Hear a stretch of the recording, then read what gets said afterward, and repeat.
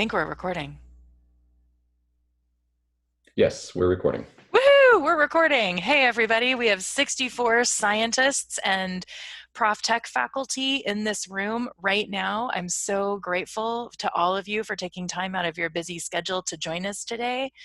I have asked Bryce Battisti from Bates College to do a special version of our Lifeboat Strategies seminars, and Bryce wrote this title. I think it's great: Transition Tips for Reluctant Temporary Transition to Teaching STEM Classes Online. Bryce, you're a great writer, in addition to being a great teacher and scientist. Oh, thanks, Jen. And so, Bryce, I'm going to let you introduce yourself to the group. And if you could just say a few words about who you are and your experience, that would be awesome. Okay, hi everybody. Yeah, my name is Bryce Battisti. Um, I have been teaching in this system for about 10 years now. I was adjuncting at a few different places, and then I have been teaching, I guess I should say, at Bates Technical College for about 8 years. And I started there teaching in their high school program, and then I started teaching some gen ed science classes.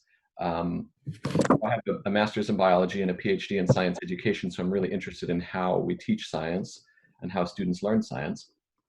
And eventually, after working on that for a while and being parts of curriculum committees and assessment committees and stuff, I was asked to go full-time as an instructor, just basically running assessment and curriculum for the college. And so I did that for a few years. But in order to do that, they still wanted me to teach one or two of my classes. And so I transitioned them to be completely online. And so I was doing that at the same time I was learning all about faculty professional development and assessment of learning outcomes and how we manage the curriculum in the system. And so doing that at the same time really informed my teaching in the way that I set up my online classes. So now I've been teaching these same two classes online for 4 years. And I've made a lot of changes and refinements, and I hope I can share some of those with you today, some of the things I found that have been successful with students. Bryce, thank you so much. And I just wanted to add that I met Bryce, I think maybe in 2014, when I was working with a lot of STEM faculty around a partnership with the Institute for Systems Biology. And Bryce came up to me and introduced himself and said, you know what we need? More professional development for STEM faculty. And I'm just really grateful. One of, I think, the silver linings of COVID-19 is that this is creating a great need for professional development. And I'm hoping that we can start to build a really strong community around teaching and learning and science, and that after this is over, that we all remain in community with each other to continue to learn from and with each other about teaching and learning. So, Bryce, I'm going to let you take it away, and thank you so much for being willing to share with us today. Yeah, my pleasure.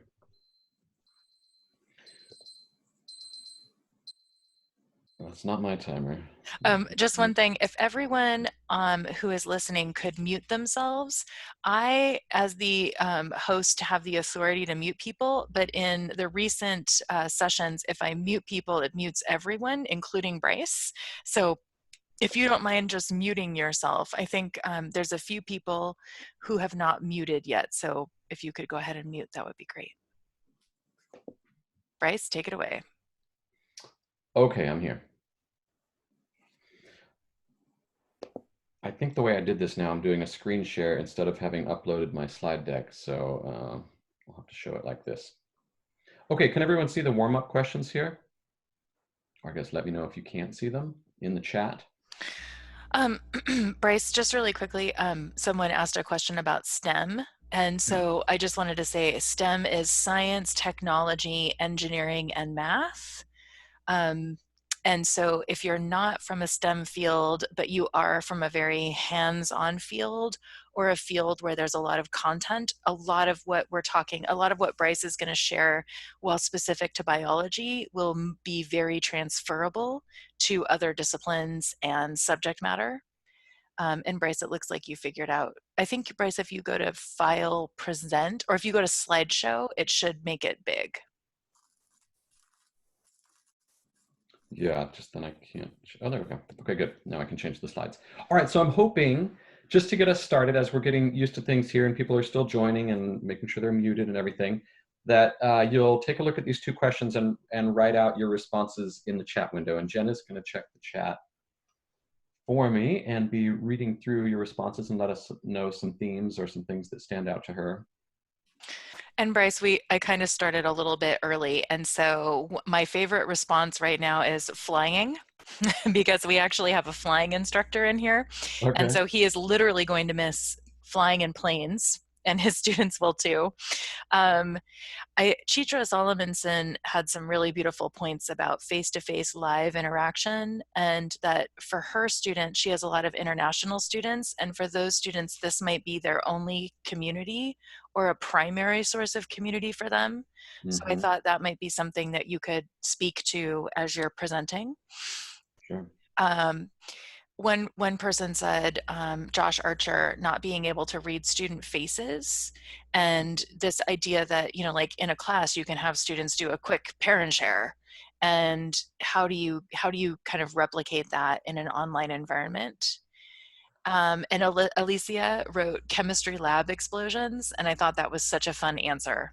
Mm-hmm. And it brought back some memories for me when I accidentally ruined when I was an undergraduate, I accidentally ruined another classmate's lab experiment, and I just felt terrible. I had forgotten about it until this moment.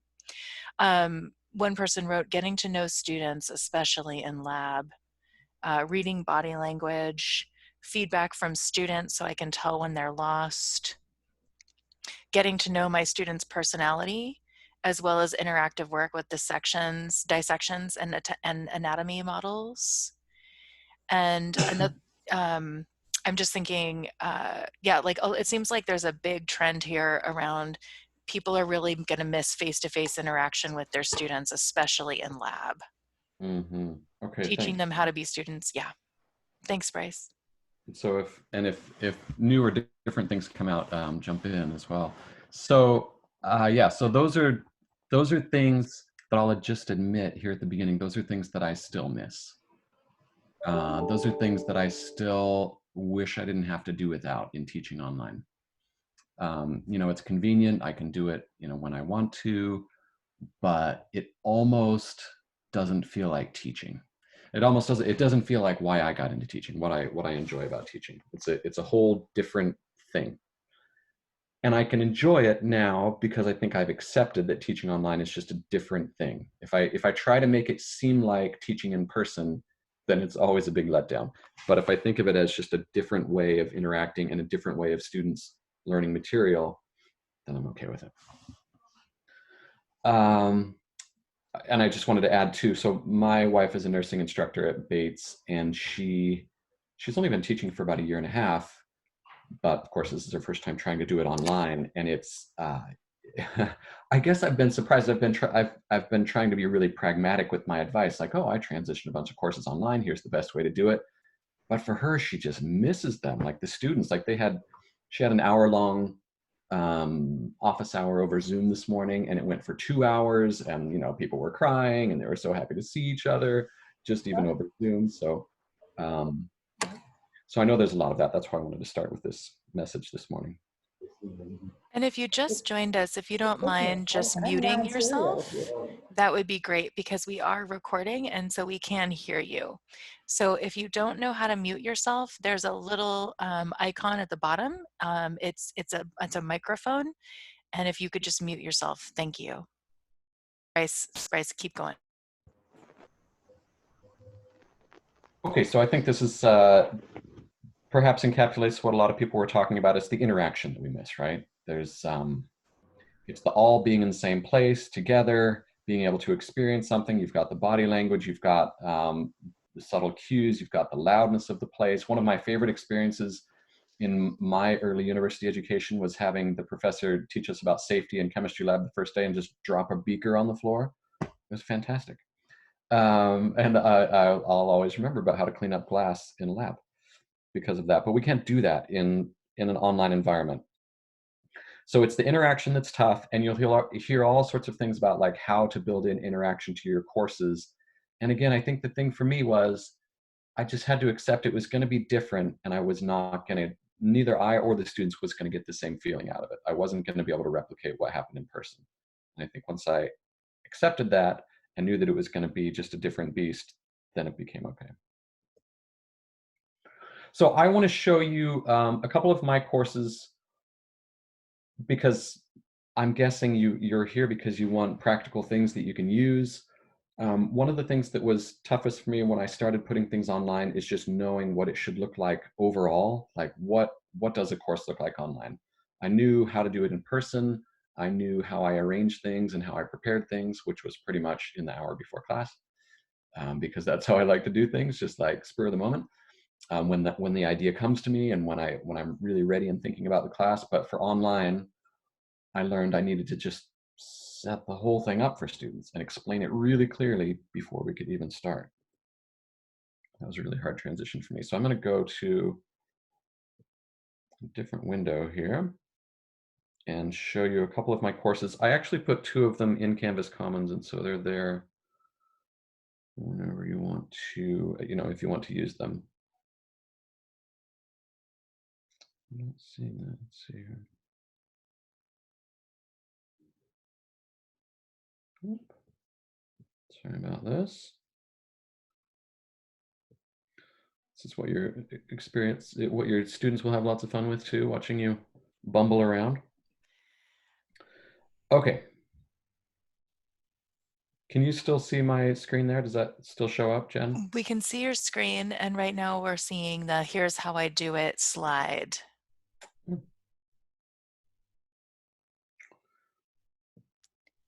Are you having trouble getting your Canvas to share?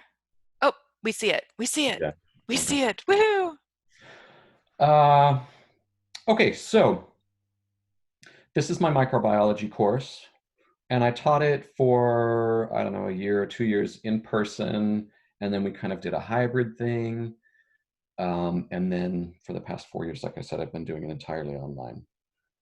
There, well, I'll just show you how I have it set up. So I like to do things by modules. I always set modules as my homepage. I've tried around different ideas like having a homepage that explains things and then only using that for a week maybe, and then having modules be homepage. But I find that if I organize my modules clearly enough, I don't really need to mess around with that. So I just use modules. And Jen, you'll let me know when there's questions, right? I absolutely will. And there's some really great conversation in the chat, just acknowledging, like, thanking you for acknowledging that this will be different, and also that there is a deep sense of loss right now. But people also now can post other kinds of questions too. Okay, all right, thank you.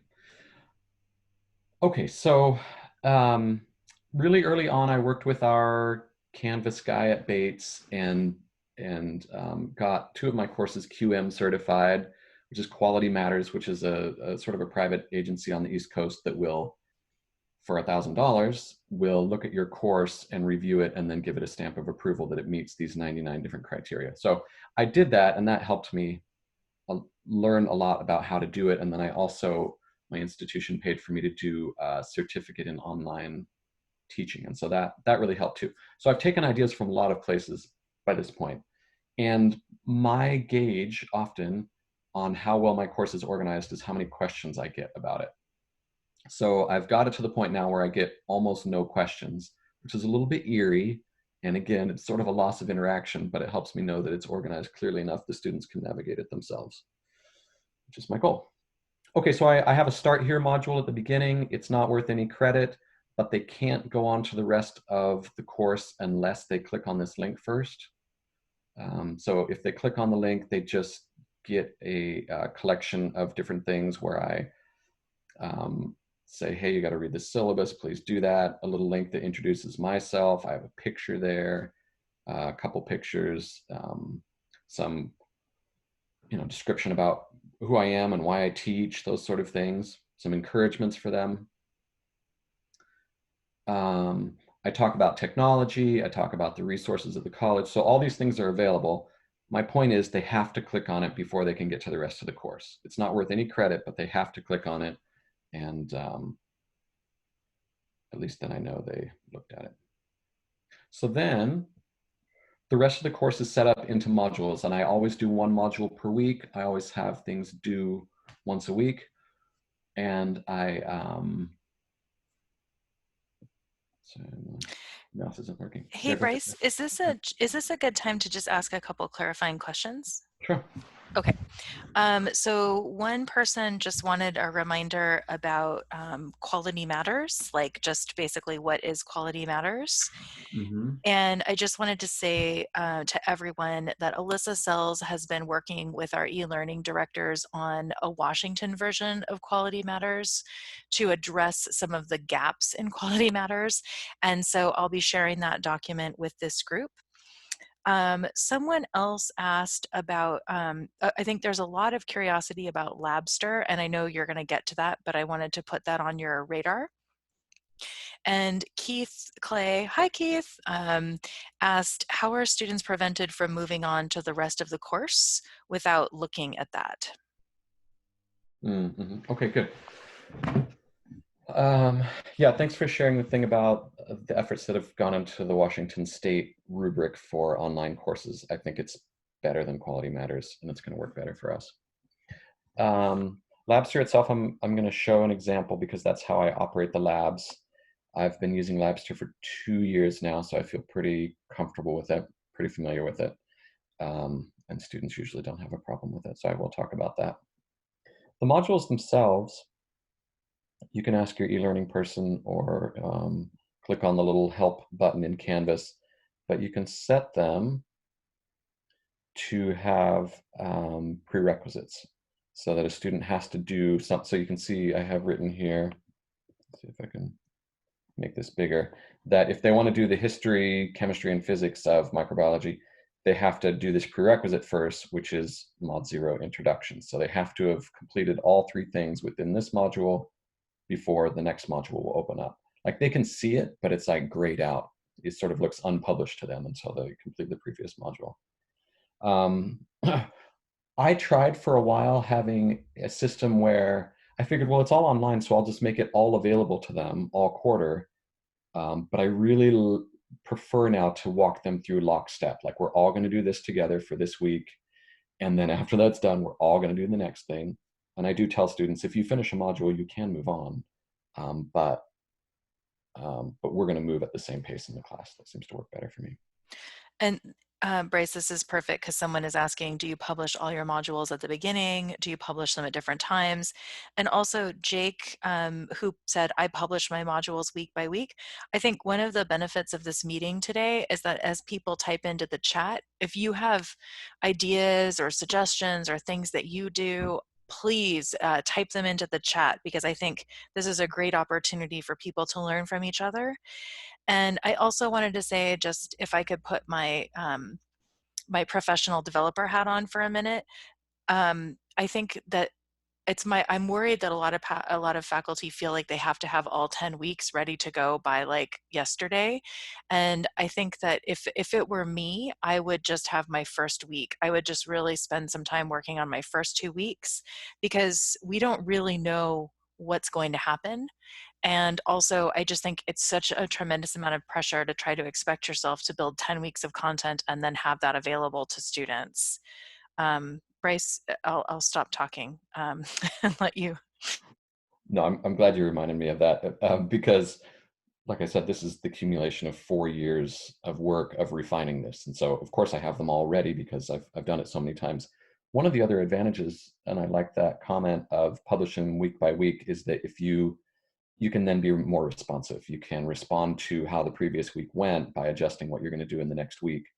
Um, in effect, I have that here because they can't get on to the next one unless they've done the one before. But if you wanted to lock it in even more, yeah, you can have them up here and just not publish them. So you just click on the little green check mark, and it will then unpublish.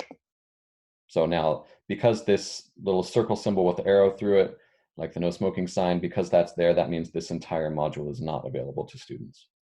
So you can turn them on and off at any point. Hopefully that's fine.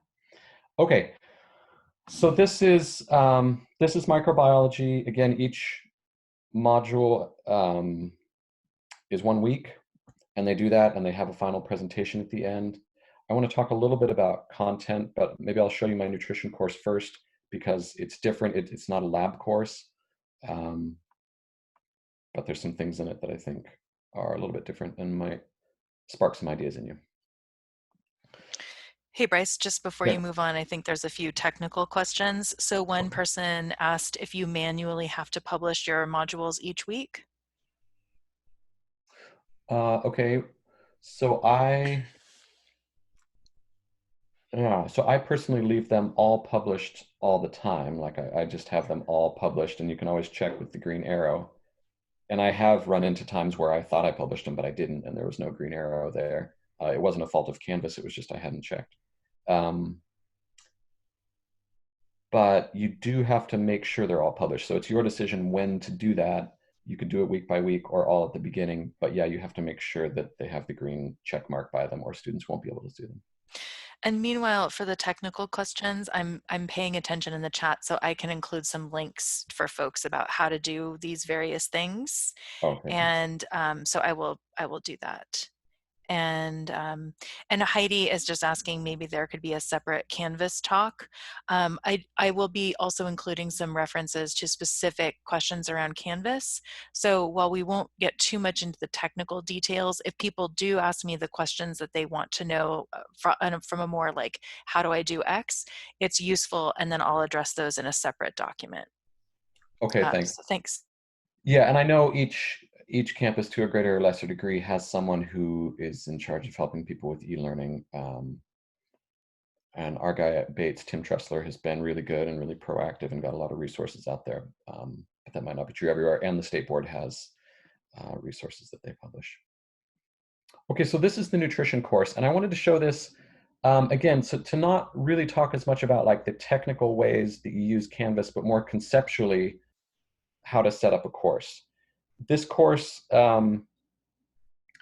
is set up in the way that I think is, well, sorry, not that I think, I shouldn't be so uncertain about it, but as the assessment coordinator for Bates for over 3 years, my main message was we start with the student learning outcomes and then we build from there. And it's easier, I think, to let go of what a course has to look like if we know that the whole point is that our students need to master the learning outcomes. Um, I can speak from my own personal experience teaching in person that I just did things because those were things that I did with the students, or they were convenient, or I just happened to find a resource, and they sort of built up and accumulated over time. And going online was an opportunity for me to pare it all the way back to looking exactly on the syllabus and on the master course outline, what are the learning outcomes students have to meet, and then deciding how they're going to meet those outcomes. So that's when I built this course, that's what I did. So you'll notice after Start Here and Mod Zero, where they introduce themselves and set up their Canvas profile, they go right into the modules. And each module has the learning outcome at the top. I separated these modules out by learning outcome. And then I have a set of assignments that is supposed to help them master that learning outcome. So I have a textbook assignment where they read, and well, you can look in Canvas Commons to see more about that. They have something about worldwide food guides where they have these links and they look up food guides from other parts of the world, and then they write and discuss what's going on there. They have a historical analysis where they have to look back at food advice from a previous era and think about how that relates to their own life. They listen to a podcast that's about current scientific evidence around healthy diets, and then they have a whole assignment where they look at their own diet and how that relates to the week's outcome. And when they answer the questions on each of these assignments, they have to relate it to the outcome for the week. And almost every quarter at the beginning, there are several students who are scared out of their minds at the amount of work that these assignments require and all the writing. And pretty much by the third week, they love it and they're doing great because I do the same set of assignments every week, just on a new topic. Bryce, I think we have a couple questions about so Keith wants to know, what is the text describe a healthy diet? It's not a page. What is that? Oh, the learning oh, I outcome. see. Sorry. It's a, yeah, just go ahead and just say what it's a module, right? Or a text header? Yeah, maybe if I zoom out again a little bit here. Yeah, um, so at any point you can add a module, and when you do that, you give the module a name. Uh, this is going to be funny for my students when they see this, because their classes started today. So you add a new module and it'll appear at the bottom. And so that name that I gave it is the title of the module. But also within a module, you can add assignments, quizzes, files, pages, discussions, or you can just add a text header. And so that's how I added my learning outcomes. And I'm sorry, I thought it was a conceptual question. I didn't mean to ask you a technical question, so I apologize. I'm Oh, that's sorry, fine. everyone, my bad. Um, I think, yeah, sorry, Bryce, you keep going. Okay. So one of the things, when I go back to my PowerPoint slideshow, I'll talk more about this. One of the things that I felt like I was missing was interactions with my students. And we talked about that at the beginning, right? Like we're not going to be together in the lab, like taking blood pressures or something like that, or sharing food or something like we would do in a nutrition class. We can't do that. But one of the main things I can do to help them meet the learning outcome is to give them feedback. And so after their first set of assignments, um, I actually grouped the assignments so there was a week empty in the quarter. And so I have them do their whole first set of assignments. They get scared, they try their hardest, I answer their questions like crazy all week, and then I give them feedback, detailed feedback on rubrics for each assignment. And then we have a week where they have to respond to my feedback before we move on to the next week. So, the reason I say they have to respond to my feedback is because they won't get their grades published for these assignments until they've then replied to my feedback and said something about each bit of my feedback to show that they understand or ask further questions to move on. So that's a way that I felt like I could build in interaction that was directly helping them achieve the learning outcome by completing the assignments. One other big level conceptual thing that I'll say here that you might notice as you look through my different things is that don't do I don't do quizzes and I don't do tests or exams because I feel like in each of these modules, they are getting what they need to learn the learning outcome. And I can tell that they are because they're writing about it and I'm responding to it and they're asking me further questions. But what I do have them do is the whole quarter, they are making what's basically a portfolio of what they've learned from each assignment in each module and collating that together. So they say, I tell them the purpose of they're preparing for the final presentation. Their task is to say what they learned basically from each assignment during the week and have that because, and there's a little rubric for that at the bottom, because when they get to the end of the course, they're going to give a final presentation. And in that final presentation, they pull together everything that they learned during the course.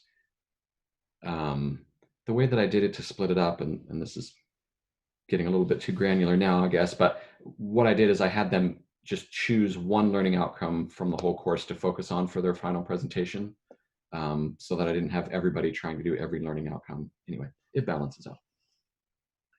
So I guess I wonder if there are more questions about the way that I have these shells set up, because Ooh, then yes. I There's was some going to move back to the slideshow. really, sorry, Bryce, can you hear me? Yeah, go for it. Sorry. There's some really good questions. Okay, let's do Um, it. so one question is, I'm surprised to hear you give no tests or quizzes. Is Mm-hmm. this true for micro too? And there are two questions around that. Yeah, yeah, it is. I did not. So first of all, I did not have a way to validate that they were doing their own work if they did tests or quizzes. And I felt like I couldn't, in good conscience, and I know this is an issue for a lot of people now going online, I couldn't give credit if I had no idea whether they had done it themselves. I guess that's the thing. And I've done different things where I ask them to, um, to say that they did their own work, so that then at least I have that, and those kind of things are possible. Um, but I couldn't validate it. Sometimes some places subscribe to the lockdown browser, which is slightly better, although the person could still have their textbook open next to them. What people I know that study online entirely, they have to, the university ships them a camera that looks down at their screen and around their room to verify that they're doing the test, but then you have to review the footage to know that they were doing that. Anyway, there's a whole lot of issues around it. So what I did is I moved to, and maybe this is a good time for it, in microbiology, 60% of their grade is the labs. And those are all done through these lab simulations, these labsters. And in Labster, there's actually quite a lot of assessment built into it that gets at the learning outcomes that I'm interested in. So there's actually quite a few questions that they have to answer. And certainly they could look up those answers on Google, I guess, but it's actually faster for them to just look it up in the lab. Like in the Labster, there's the information that they need to read. So they go to it and read it. And then finally, I'll say, and I hope I'm not going way off on a tangent here, but I'm not actually very interested in memorization as a learning tool. I don't think it gets at what we want students to know or be able to do. Conceptually, for me, learning is to have understanding and be able to apply that in a new context. And if I spend a lot of my time and effort having them drill on vocabulary or definitions or diagrams or formulas, they'll never need to have those memorized. They can look them up anytime they want to on Google or consult a textbook. It's a lot more important for me that they have the conceptual understanding, and I feel like I'm able to get at that through assignments. And a lot of them are written assignments, but then in microbiology, also the labs. So I hope I didn't go way off on a tangent there. Bryce, I don't think that I think you're perfect. I think you're doing a great job. And you didn't go off on a tangent because Katie asked, you can't validate other work either. So what's different about a test? And what I Mm. hear you saying is that the assessment is different. And why? Well, okay, so there's a couple things. So in the Labster, the assessment is it's like built, it's contextualized exactly to the simulation that's happening in the lab, and so that helps.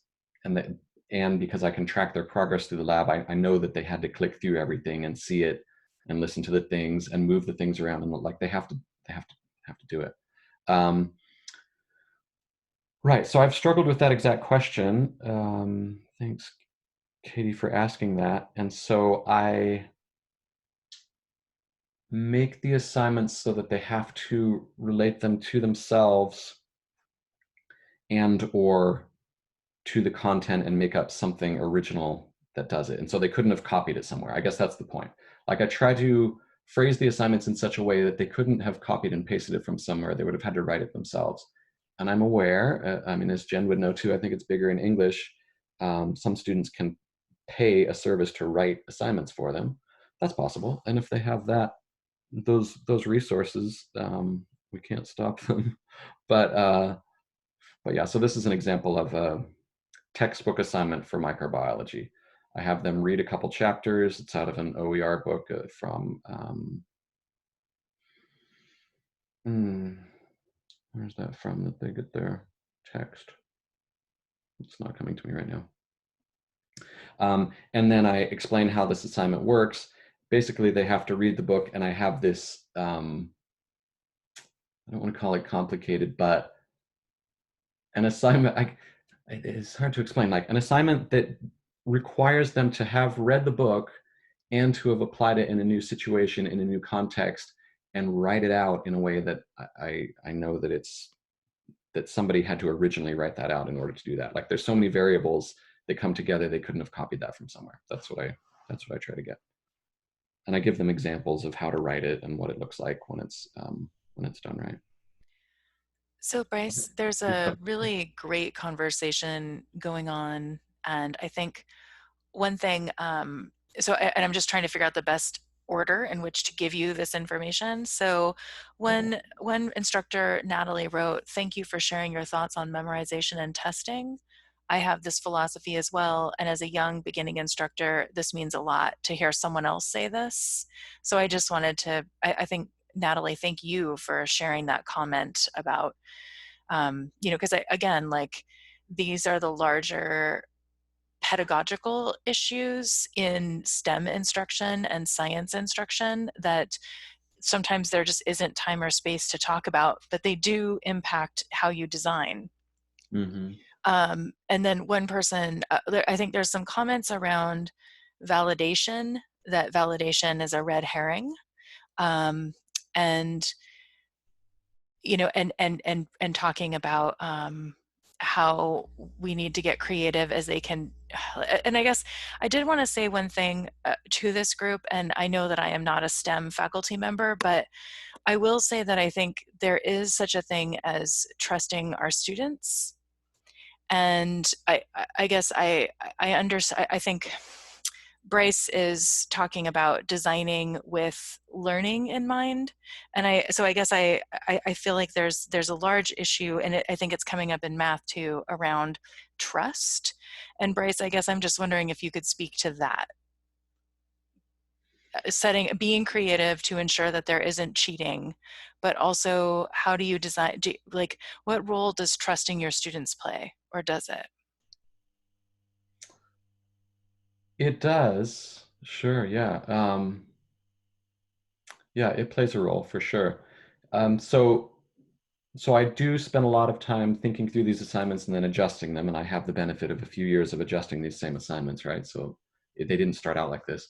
Um, but trying to design them in a way that a person would had to have read it and then would had to have think about how these things different things relate to each other and interact and then try to explain that in words, um, unless they paid someone else to do it. I actually had a husband and wife both taking my course at one time, and I was really nervous at the beginning, but it was really clear by midway through the course that the wife was not helping the husband because she did incredibly well on all the assignments and he failed most of them. So um, yeah, trust. I don't know. So I know that people can pay other people or have other people do their assignments, but I know that there's lots and lots of ways to cheat on tests and exams as well, and they have the added disadvantage of people just cramming for them and then forgetting the content right after. So I choose to trust them, and every once in a while something comes up where I can tell that they've just copied and pasted from somewhere, and I bring that up to them and refer them back to my policies in the syllabus. So, Bryce, there's a lot happening in the chat right now, and I think one question is around assessment and how long. So, I guess I'm looking at the time. I think there's a lot of people who are interested in hearing more about Labster and what you do in Labster, and how you know students are doing their own work in Labster, if it's rigorous. Mm. Um, and also, I think there's some questions around how much time you take to assess things. Yeah, and I have a request about focusing on labs given the time. So why don't we, and it looks like you're on there, so why don't you show us labs? Okay. Okay, thanks. So you asked a question in an email earlier today, Jen, about other lab systems, which reminded me I totally forgot about one that I had used for a couple years that was called Late Night Labs. And I forgot about it because it just kind of got worse and worse. And then it was bought up by a publishing company. And I don't even know what it's like now. But um, students basically in that system, they wrote a lab report. They sort of like, well, you'll get the music here now. They wrote this whole, can you still hear me too, Jen? Yes, yes, yes. Good. There's just some soft music in the background now. In late night labs, students would do the whole lab, presumably, and then they would have to answer all these difficult questions in the lab report. It's really great, except I couldn't tell if students had done the lab, and then the lab report was a lot of work to grade. Like it was a lot of reading and a lot of really specific questions and hard to manage on a screen. was kind of a hassle. Um, so I don't want to say this the wrong way, but in Labster, it's kind of nice because it does all the grading itself. So really, I just track that students have done it, and then I can see what their grade was, basically. So there's Labster has this system where, let's see if I can back this up. So like there's directions down in the bottom left. Click on something, and then that'll come up with questions. And when you answer these questions, what is the Bronsted-Lowry definition of a base? Is that the donor acceptor one, Bronsted-Lowry? No, I don't remember. Base. I don't know if it's because I'm screen sharing. It's sort of slowing it down. Anyway, so it gives them feedback. It tells them to go back to theory where they can read all about it. They can look at the Bronsted-Lowry definition, and then they can go back and answer their questions. It keeps track of their score in the top left. It keeps track of their progress in the top right. You can go in and look at a report of exactly when they logged in and how long they were logged in for. Of course, they could open this up and have somebody else do it for them. I had my son try out one yesterday, not on behalf of a student, but just to try it out.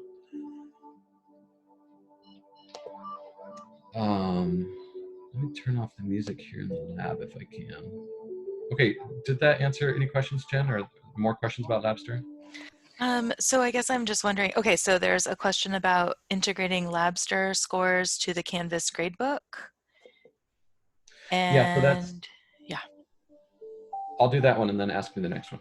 So yeah, Labster communicates with the Canvas gradebook. So if you pay the subscription, like if you actually have an instructor account and there's paid access codes that the students get, then it integrates with the Canvas gradebook and it just goes right in under the assignment that you've set up called Labster. They tell you all about how to do that. And that is convenient, although that only shows their score. It doesn't show their progress in the lab. So I require my students to get 100% progress through the lab. Like they have to do the whole lab. And then also they have to get at least 80% in the lab for it to count. I do it pass fail. And there's a Labster dashboard. Basically, it has its own gradebook that you click on, and it'll show you all the details of when they logged in and how they did on each part. So I think earlier there were some questions around, like, there's a great question in the chat about, is this as good as Labster gets? So I think, yeah, I think people are wondering, like, about the quality of Labster. Yeah. The rigor of it, the learning experiences of it. Oh, okay, sure. Yeah, so I think a lot of the simulations are actually pretty short, so people can do them in maybe an hour. Some of them take my students more like an hour and a half. And I generally think of a lab as being like 3 hours once a week, although I know often we only have time for maybe a 2-hour lab. So they're kind of short, but the rigor of the questions is high, and the simulations and experiments that people actually have to carry out is as high as we would do in person. I mean, obviously they won't, I can't get it to show you what it looks like. They do a, right now because we're all home on coronavirus lockdown, they've got all their labs are actually free now to use, but then you can't track students' grades and it doesn't integrate with Canvas. It's just anybody can use any of their labs right now. So you can check them out and check out any lab. So the other thing is that if a student spends an hour and a half in the lab, they're actually spending that whole hour and a half on lab work. And often in a 3-hour lab in person, we spend a lot of our time getting people organized and getting their backpacks put away and making sure people aren't talking and moving from one activity to the next and getting out the microscopes and putting back the microscopes. And in Labster, all of that stuff doesn't have to happen because it's just all there virtually and they're in a virtual lab environment. The other thing is they have all the equipment. I know a lot of the colleges are better equipped than we are, but at Bates, we have really outdated and broken equipment and inadequate lab space to do virtually any of these. I mean, really it's just a little bit better than students could do at home if they were doing it at home, what we do at Bates. So they have all the fanciest equipment here, of course, virtually in the Labster. Let's see if I can get to a different lab. So that would be for the rigor. Oh, and then the other thing is that often my experience in person in labs is that there's always a couple people, and I was one of these people when I was a student, that don't actually do the lab. They just follow along and answer the questions because it's obvious what the answer to the question is. It's kind of a cookbook thing, and they let their group do the work. Or there are things that break or things that aren't working, and we have to say, well, here's what you would have seen if this would have worked. Or in micro, often it's, okay, so we're going to put these in the thing, we're going to put these in the incubator now, and 3 days from now we'll read the results, except you won't be here in 3 days, so we'll read the results for you and we'll get it back to you. And in a simulated environment, you can speed up the time and see everything you need to right away. So Bryce, I think there's a lot of other questions about Labster, and I'm wondering if, but I also think there was a question earlier on about like, do you have ideas for labs that are not using Labster? Like, what if people didn't want to use Labster or didn't have access to it or just felt like it doesn't seem very rigorous? Sure. Well, there are ways to do them at home. You can write basically at home labs, or you can find them online. A lot of them are more like high school level, I would say, but like go get some vinegar from your cupboard and grab the baking soda and get a glass, and just sort of little at home experiments that people can do. And then you can have, detailed, rigorous questions that go with them. And then, I've tried it before where they have to take a picture of their results, or a picture, like a selfie with the thing that they did to show that they actually did it. And there are whole companies that will sell you kits to do that with even. But otherwise, the best that I've found is just simulations, which are really just examples of processes. Like if you want to show a chemical process happening, you can find and Jen was putting together a spreadsheet of this, I think, of different simulations that are available online that'll just, like, you can click start, or you can adjust the levels of something and click start, and it'll show you how the chemicals mix, or how a random distribution of organisms in an ecosystem would happen over time, or something like that. But it's not a lab. So I think Labster gets the closest to being an actual lab. Bryce, thank you for that. And I also think Lucas Myers is going to show us his class tomorrow. And I think I think he uses Labster, but I think he also has some labs that are not Labster. And I think there's also, Katrina Fuller also has some labs that don't use Labster. So again, for people who are asking these questions on the chat, I think this is an emergent area. I think there are people who have been doing things around this. And so just, but again, I think part of it too is we're all sort of just figuring this out as we go.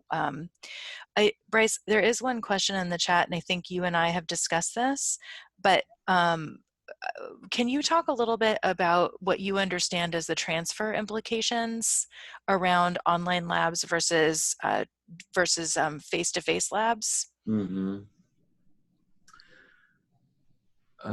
At Bates, when I was setting up this microbiology course with an online lab, I talked with our director of nursing, and she was also the dean of allied health. And it was a little bit more close-ended at Bates because virtually all of our students were just going into our LPN program. And so they needed their microbiology class to transfer and be used as a prerequisite for the Bates LPN program. And it did.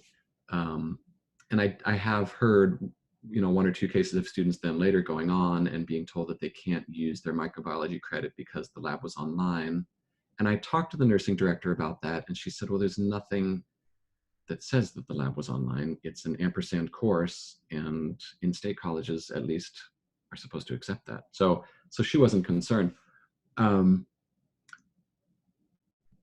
I know that it is possible, and my intuition is that those things have got to be changing. There are more and more schools that teach online, and they do labs online. And right now, everybody's doing it online. So,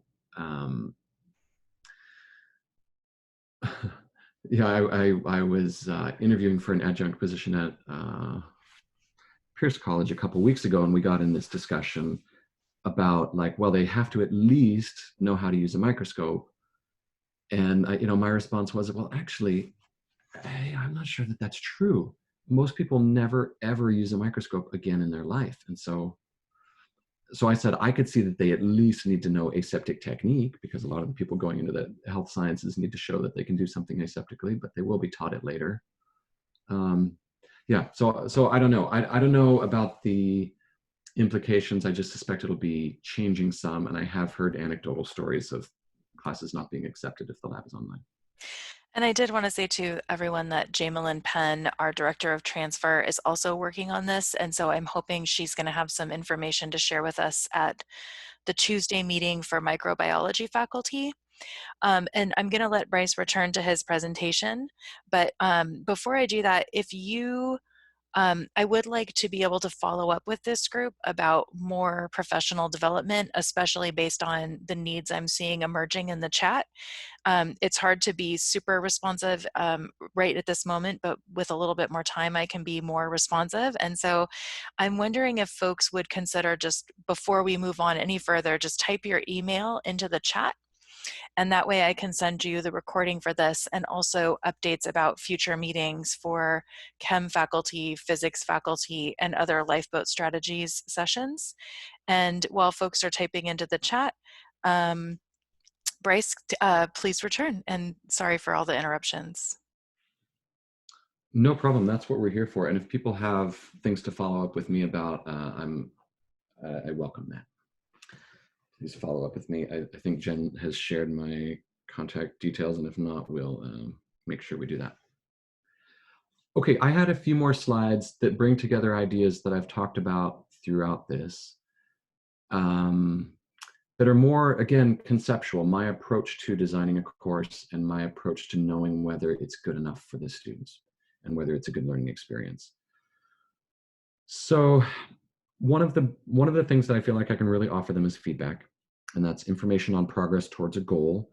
The only real goal that the students have is to meet the learning outcomes. And strictly speaking, when I talk to instructors about, well, when I was the assessment coordinator, when I would talk to instructors about taking on a new course or if they were adjuncting it, I would have to say that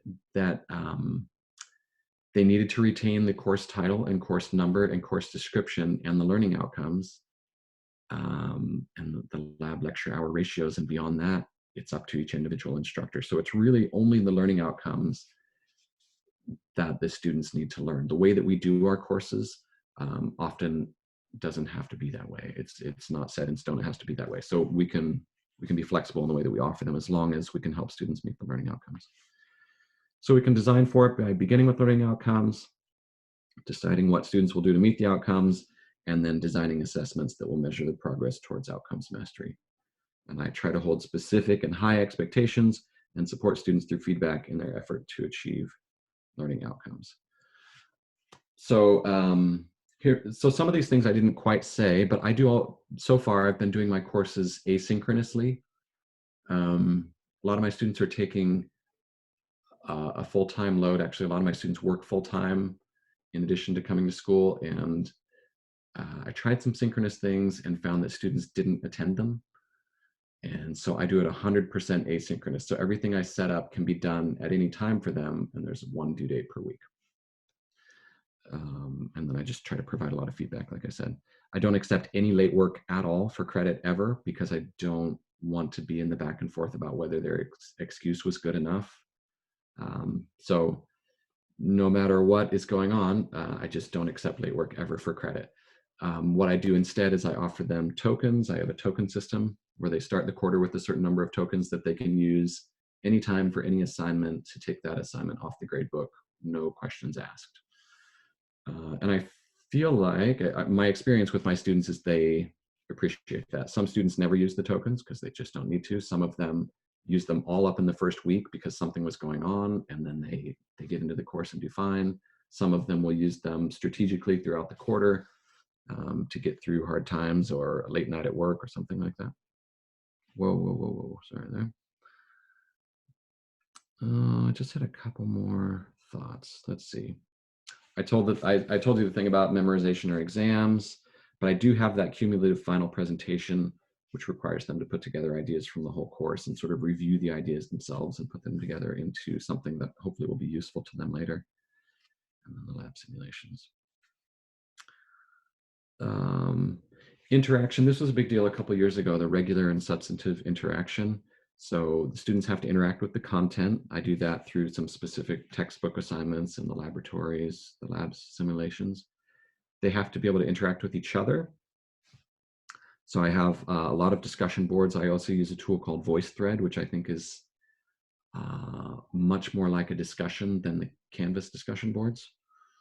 And then they have to be able to interact with the instructor. So I spend a lot of time on feedback, and then each week I help them prepare for the final presentation in their assignments. So these are things that we have to have in place so that we're not offering correspondence courses.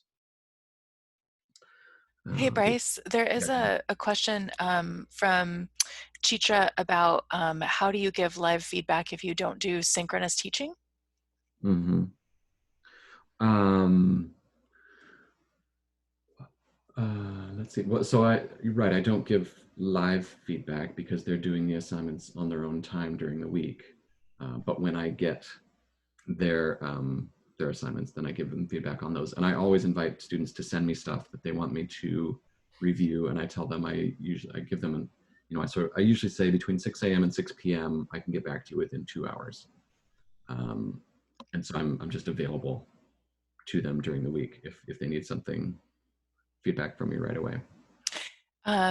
Chitra asked a clarifying question about is this via email?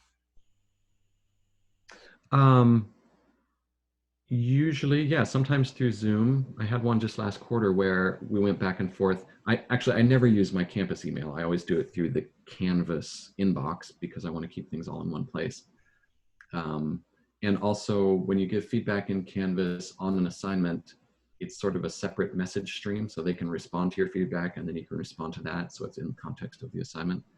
But once in a while, I'll Zoom with the student if that's just not helping.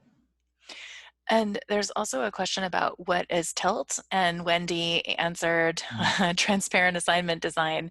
But do you want to talk a little bit about tilt in the context of what you're doing in biology?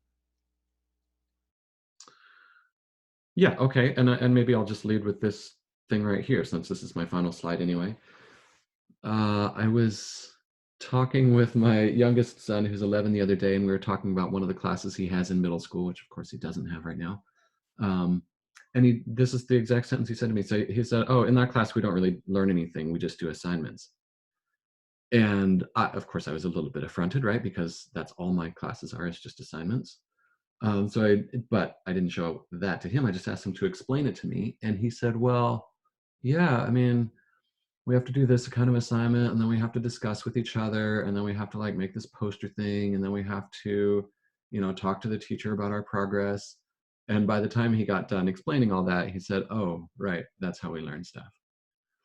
So that's sort of my final message to you too, that they're going to learn by doing the work. I don't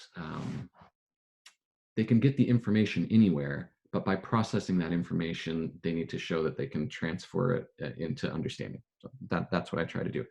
So Tilt is one of the, so this was a statewide initiative we had last year, but it came from some national research on transparent assignment design and setting up assignments clearly enough that students wouldn't struggle with what was being asked of them. They could just struggle with the material and actually doing the assignment instead of trying to figure out what the assignment was about. So you might have noticed, I think I can go back to this. You might have noticed that in my assignments, I had the purpose, task, and let me just pull it up in one of these. Oh, well, that one is not a good example, actually, is it? Purpose, task, and criteria. So we try to explain to the students exactly what it is that's being asked of them, and why we're asking that of them. Like, why are you doing this assignment? What's it important for? How is it going to connect to your life and your broader learning? Then we describe the task. Here's exactly what you do step by step. Often we try to give an example of what a good, a completed assignment looks like. And then we give the criteria for how they'll be graded. So that's basically all Tilt is. The idea is that so I was always a pretty well prepared student, and so when instructors gave an assignment, I kind of knew what they meant. A lot of students don't exactly know what we mean when we give assignments, and this helps to make it more approachable for everyone to do the work. So it is 2:01, and I know that some folks are going to have to log off. However, I think Bryce and I can stick around and answer questions. I'm just reading through the chat, and I'm trying to figure out the best way to talk about to deal with follow-up questions, because there's a lot of them. I think one person asked, like, I think maybe this is just, they might have just missed this. What's the token system? Oh, okay. Um, this is from a book called Specifications Grading by, I can't remember her first name, but Nilsson. And it's a way to, it goes along with my pass fail grading system, where on each assignment they have to score 80% to get credit for it, and then they just get credit for it. Um, so it fits along with that whole system, but basically the token system is just a free pass on an assignment. So they get a few at the beginning of the quarter to start with, and then they can earn more by doing certain things like responding to more students in the introduction, more of their peers, more peer responses. One of them is a mid-quarter evaluation where I ask them for feedback, and I'll give them an extra token if they do that. So there's a few things like that, and then I just try to balance out. They end up being, I'm trying to think, 10-15% worth of their total grade that they can have. Just there's a, I can't go to the grade book because you'd see student names, but there in the Canvas grade book you can click on something called excused, and that removes that assignment from their grade calculation. So that's what I do. If I apply a token, I click excused, that assignment is removed from their grade calculation, and I don't ask students to offer me any reason that they want to use a token. All they have to do is not turn in the assignment.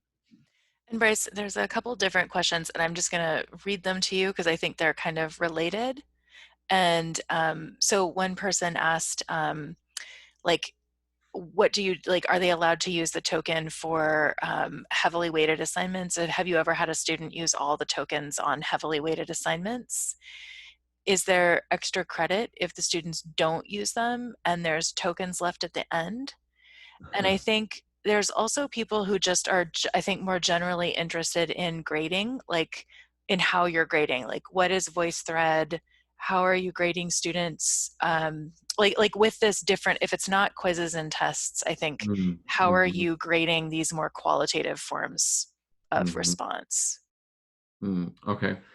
Um, all of the things that the person said in asking about tokens apply. Those have all happened, and I've had to readjust how I assign the tokens, like how many I give them and when they can use them. They're not allowed to use them for the final presentation.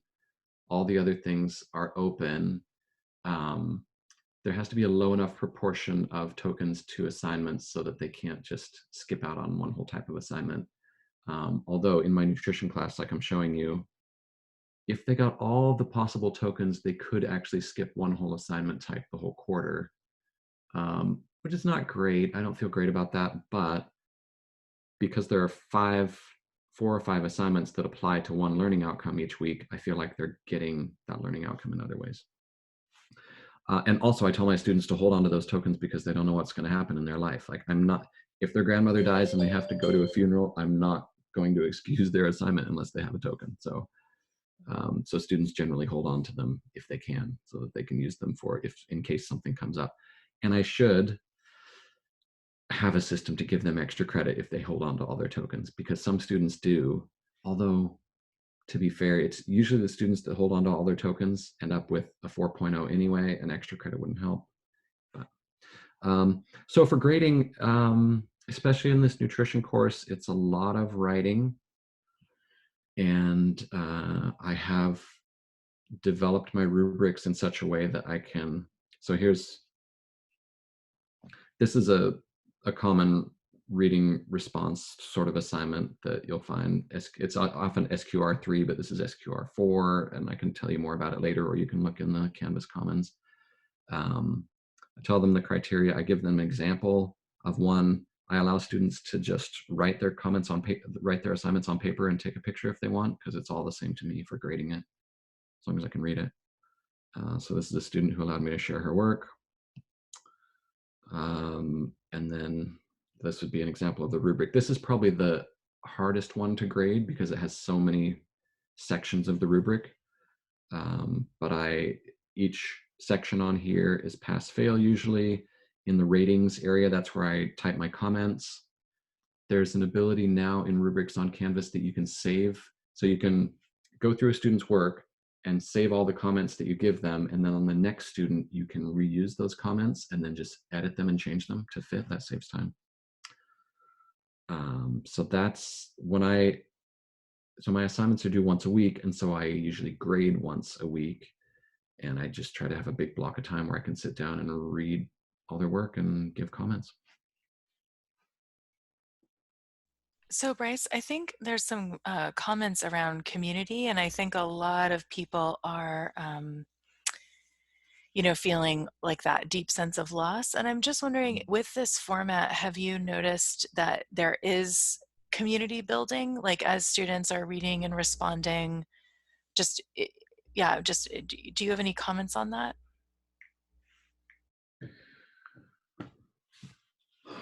Um, I think it would be an exaggeration to call it community building. By the end of the 10-week quarter, um, some of the students will kind of fall into a pattern of responding to the same couple of students in a discussion board because they relate to them well or like what they have to say. Um, it's not, kind of like I started with at the beginning, it's not going to be nearly as much like in person. Um, and it'll be interesting actually to see if there's a difference this quarter, because usually most of my students are also taking classes on campus, and because our gen ed program is so small, they're taking all their classes together. So often they have met each other in other classes that they have in person, but they take mine online. Mm. um, yeah. I appreciate you being honest, and JCC does too. She just that JCC I can't tell the gender, so JCC wrote, "Thanks for the honesty and insight on community building." I think there was also a question of, oh, Joe, thanks, Joe.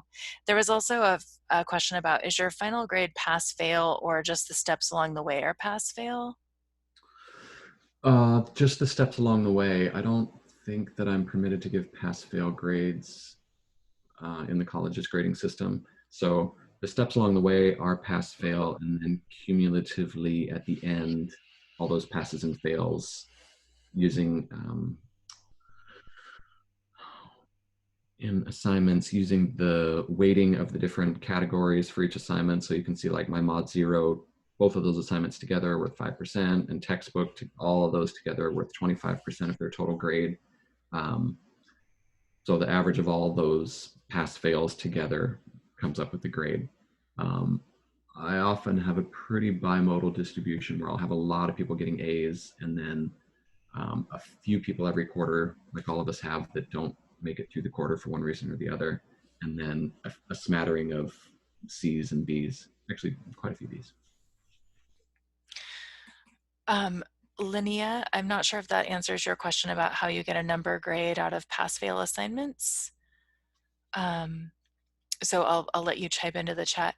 I do think as long as people are still on, I think we still have 50 people in the room. I'm Wow. just wondering, and I can't quite tell, or the matchup, like which questions from which people are still, who's still here. So I guess I'm just wondering, what burning questions do people want to ask? Sure. And also, people, feel free, if you're still here, to speak into the mic. So this could be something that okay, so Erica asked, are you expected to hold office hours? How do you do this? Okay, so that's a quick answer. My particular college has never asked me to do office hours. I'm just sort of available all the time for students, and so I just answer their questions as they come in. I know my wife was saying that, well, I don't think she was required to it either. She just does that kind of thing. Anyway, you can do it through Zoom, just like we're doing now. You just say my office hours 1 to 2 on Tuesdays and Thursdays, and that's where I'll be. And you can just click on this link, and we'll talk and answer questions. Yeah, and I think too, like not every, like some adjunct faculty contracts don't have office hours. Like, and again, like at a technical college where, like it's different than at a comprehensive in terms of the balance between gen ed and prof tech. So so Erica, thanks for asking that question about office hours. And just one clarifying question about the grading. So your pass fail is, the way you're determining pass fail is 80%. Is that right? So That's right. basically, yeah. So if they get 80%, then it's a pass. Right. Then I consider them competent on that portion of the learning outcome. Right. And again, like for those of you who are maybe familiar or not familiar with competency-based grading, basically, I think 80% is considered competency. Mm-hmm. And so that's kind of the paradigm you're operating on. That's right. Okay. And one person said, Wendy wants to know, how do you work the tokens? Do you set up an assignment and then remove them from students as they use them? Or, I'm glad people are interested in the tokens. I hadn't heard of it before. Mm-hmm. Was there more to that question? Just how do you operationalize them? I think, like, how do you work them? What's your system for giving them, granting them? Okay. I could use a better system. So in gradebook, and I can't, if somebody knows how to do this and I'm not thinking of it, I don't know how to show you my gradebook without showing you the students in it, because I don't have like an empty shell here with the gradebook. Anyway, in the gradebook, there's a notes column that you can add, and so that you can take notes about a particular student just by their name. The students can't see those notes, but I just go through at the beginning of the quarter and write in the number. I just say like 5 tokens left, and I put that for every student. And then as they use them throughout the quarter, that's the excused button in the grade book. So you can give an assignment whatever percentage you want, or a 0, or ungraded, or excused. I think those are the options. And excused just removes it from their grade calculation. And then I manually go in and type in the notes box. I just put 4 tokens left. And then the math has to work out between how many excused I see by their name and how many tokens they have left. It's not a great system. I have to manage it manually, but I don't know of a better way to do that in Canvas. I think one question is, can students see the notes, or is it just for you? Yeah, they can't see them. And normally that's good, but I wish they could see the tokens notes. They just keep track of it themselves. And then I say, if you don't know how many tokens you have, ask me. And then I tell them. Another thing people are suggesting is using a test student in a test assignment and then go to SpeedReader. I do think there's a nice comment here from JCC. And JCC, do you want to speak to this comment, or I could also just read it? I can speak to it, I suppose. And JCC is Joe Cates Carney. Sorry about that. Oh, sorry, Joe. Yes, hello. Hi, Joe. I've been doing a few of these learn about it for a while now, because I've specifically avoided them because I specifically want to be in my classroom. Mm-hmm. And mostly what I've been learning is, yep, I want to be in my classroom. Mm-hmm. But that's not really relevant right now, because if I have to be in my classroom, then somebody else has to teach my class. And so it's just going to be a resignation. I think we make that a bad thing, where sometimes it's really the virtue. This is what has to be, so I have to get over what I want and do the best I can with it. Yeah, I like that sentiment. Thanks, Joe. And Joe, I do think too, like, no, I don't think anybody feels like moving everyone online is the right thing. Like, uh, I mean, I think a lot of people are going to be returning back to their classrooms when it's appropriate and when we are able to, with a deep sigh of relief. However, I think one thing to think about is, like when I started teaching online, I taught online for many years, and then I stopped and went back to the face-to-face classroom because I just preferred it for that season for me. But one thing teaching online did is it made me a better teacher. Because one thing teaching online does is you have to be so clear. And so I think maybe if I could just add one layer to what you said, which is, what will you learn possibly from this experience that will make you a better face-to-face teacher? Even if it's just being able to use Canvas for supplements for students so that you have kind of a resource page for students in Canvas. Does that make sense? Does that feel useful to you?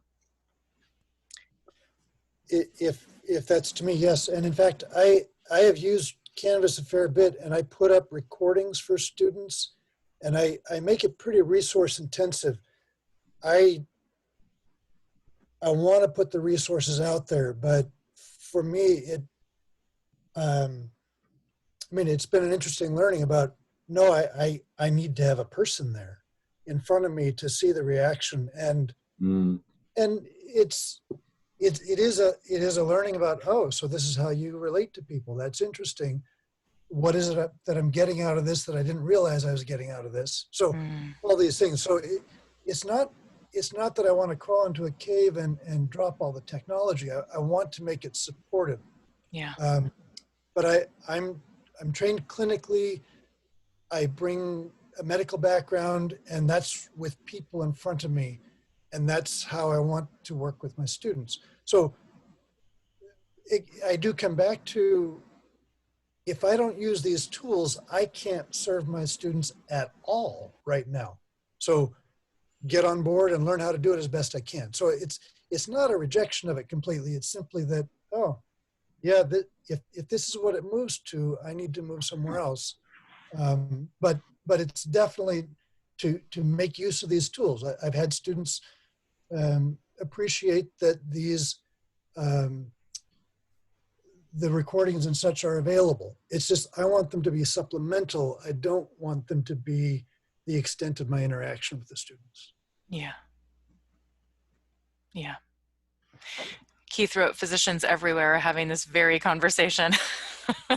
Yeah, Keith, I know Keith, some of them. yeah, yeah, yeah, yeah. There's another follow-up question about how does the student introduction work? And I think, like, just Bryce, if you don't mind going over that, I think that's important because Mark Barrington has been showing people, kind of how he's setting up the first week for interaction. Okay. And and this morning I heard it more clearly than I did in previous ones, where the president of University of Washington basically said to everybody, just have your first week be get to know you, get to know the learning management system. Uh-huh. So if you could just talk a little bit about maybe how you onboard students into Canvas and into dialogue and discussion, that would be great. Okay, sure. Yeah. So my first week is exactly that. Um, so at Bates, classes opened this morning, and so all of my students' first assignments will be due April 6th at 10 a.m. But their first assignments are, I presume it's going to take them some time to read through all of this, read this first to access the course material. So they familiarize themselves with the syllabus and what the course is all about and who I am. But then, yeah, the rest of it is just these two assignments. I had more in the past, and I found that these two are sufficient.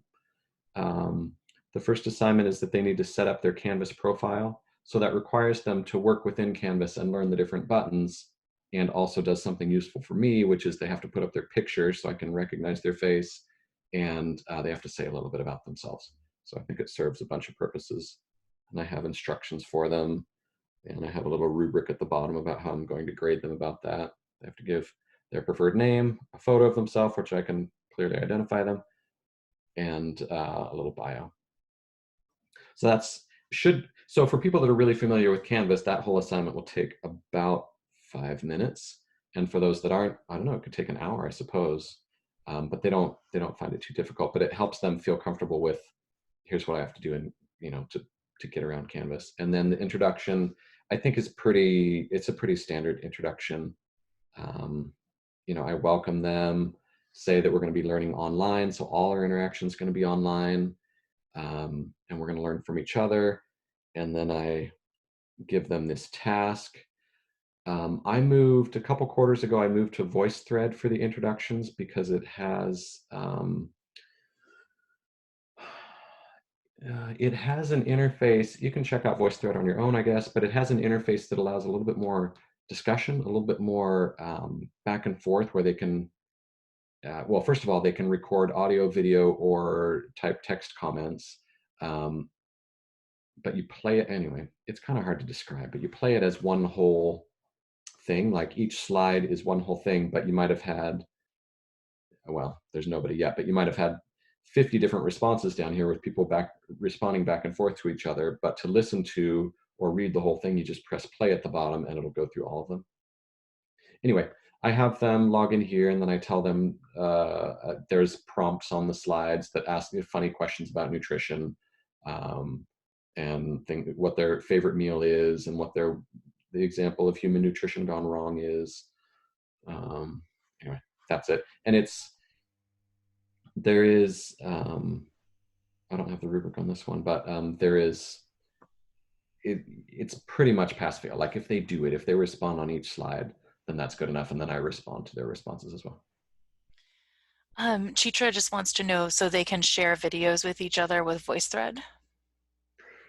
Yeah, so that would just be like a webcam video.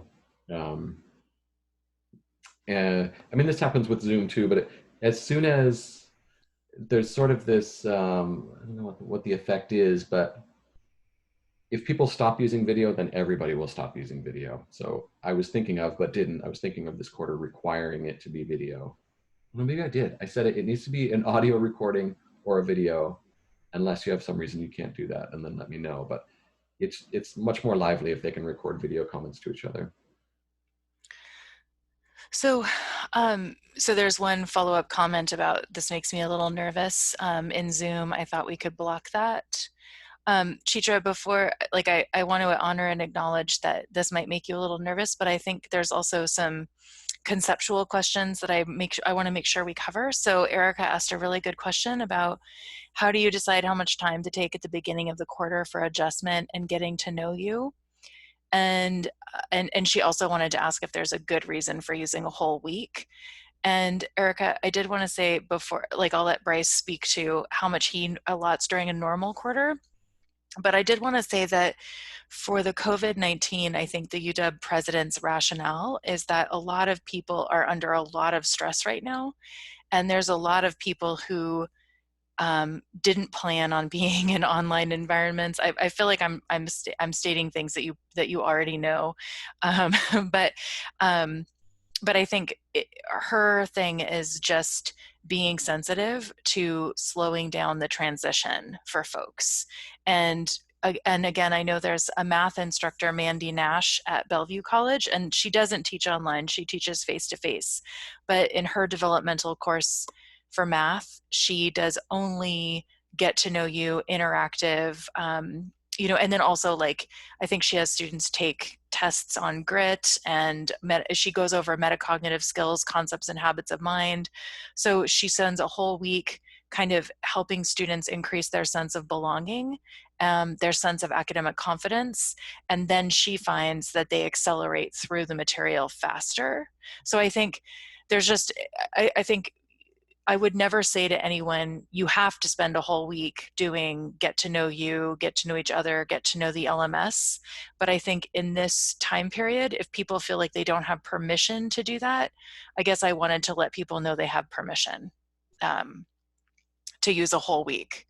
But it doesn't just have to be get to know you. It could also be here's how you read a chemistry textbook, or here's how you read a biology textbook, or here's how you, you know, but I'm seeing now, I was thinking my Calc 2 and Calc 4 students won't take my class seriously if I don't give them content until week 2. Yeah, Yeah. yeah, I'm with you on that. So I think it's up to you as the instructor. Like, use your gut on this for sure. Like, you're obviously thinking of your very specific students, and I love that. So I think you're on the right track. But I think there's also people who have a lot of students who are going to be really nervous, really scared about moving to the online environment, and so just thinking about that population. Yeah, and I would just add that in my nutrition class, it's a 100 level class, and there's not really any prerequisites. So I get students every quarter who are new to college itself, haven't been in school for 20 years, definitely new to online learning. And I just want to know that they have gotten in and can do something before I start getting into the content. That's the main thing. Often our quarter will start in the middle of a week, but I always have my due dates Monday at 6 a.m. So often it's like they'll have 3 or 4 days. So it doesn't take a week to do these introductory assignments. I just want their first set of assignments to be that I can confirm they're in and know how to do it before we move on to stuff, content. And thanks, Bryce. And there's also some great stuff in the chat too. So Timothy Ewing wrote at Bellevue, or at Bellingham Tech, we have an official week 0 for fully online courses. So the week before the quarter starts, we have to get the getting started and getting to know you material posted. So at BTC, that seems like a great option. And Tova wrote, perhaps look at the structure as a shortened summer session. Tova, great insight. Linnea says, technically online courses are supposed to be published a week before quarter starts for orientation purposes. I appreciate it's the okay to lull option, but I usually cram material anyway, so I'm leaning toward a day or two of lag, but also publishing ASAP since the quarter starts on Monday. Yeah, Linnea, I'm with you on this. I guess I'm grateful to those of you. We have 37 people still in the room, and I'm so grateful to those of you who are still here, asking questions and posting comments. Oh, Tanya's going to share a syllabus tip, which I am looking forward to. And Terry Haas keeps raising their hand. Oh, I'm sorry. I didn't. Oh my gosh, I didn't even see that. Terry, do you want to ask your question? Yeah. How do I eliminate the 4th question on the quiz when I set up a quiz? You were talking about all this stuff earlier, and then we got into this other stuff. Bryce, is it a quiz that Bryce was using? No, he was talking about his lab stuff, and he had a test or a quiz on there, and I was hoping he'd stop at that. But oh, Bryce, do you want to go back to that for Terry and show him? Well, in the lab itself, that is one critique of Labster. Actually, they do not allow you to change the questions or contents of the lab at all. So you can't personalize the labs. They just have to take those questions. I don't remember showing another quiz though. I just seen something listed right there. I need to develop a quiz in my class. It wasn't in your lab thing here. It was just in the syllabus in your right, regular page. But when you develop a quiz in Canvas, yeah, you can. There's 4 questions in there. Is there any way to delete the 4th question? Yes, definitely. And I don't, Jenna, is there another source to go to for specific help with Canvas technical problems? Yeah, Terry, what school are you at? Big Bend Community College. Okay, I would ask so do you have a quiz that you have created that has 4 questions and you're trying to get rid of the 4th question? Every time I build a quiz in my little sample thing here, it always has 4 questions to put in there. But I need 3.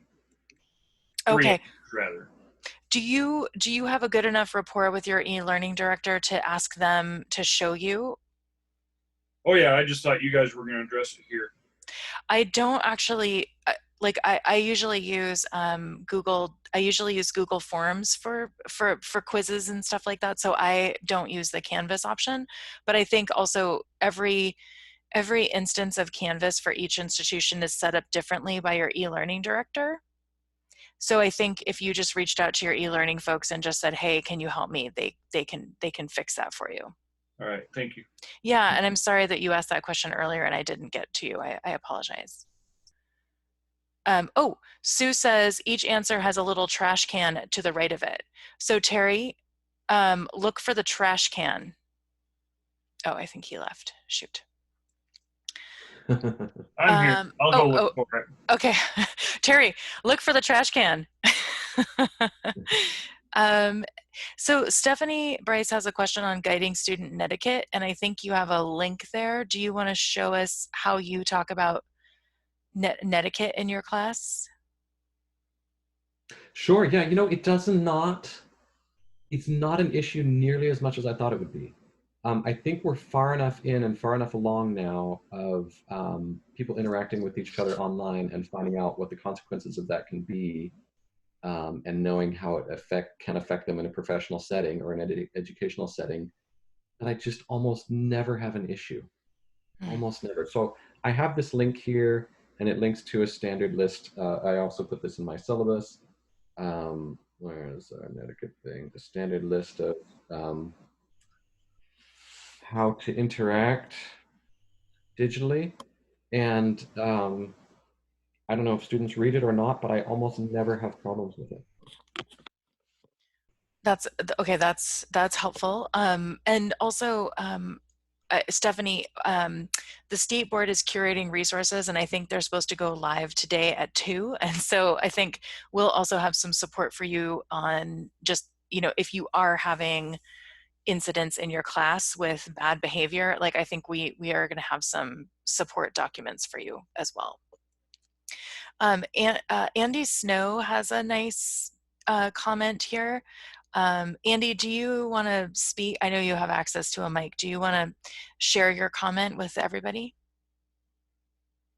Yeah, my basic idea was if you're worried about students feeling like they're not going to have content and because you're spending quite a bit of time teaching them how to do things online, why not send an email out before even the quarter starts when you've got your roster and say, hey, for those of you who maybe are a little rusty on chemistry, read the appendix in your textbook or something, or read ahead on a chapter you know is going to be really difficult. That way they feel like they've got some content, even though it's going to take a while for the class itself to get geared up. So there's a lot of stuff in some of these big textbooks that people ignore. They don't even remember or notice that they're there.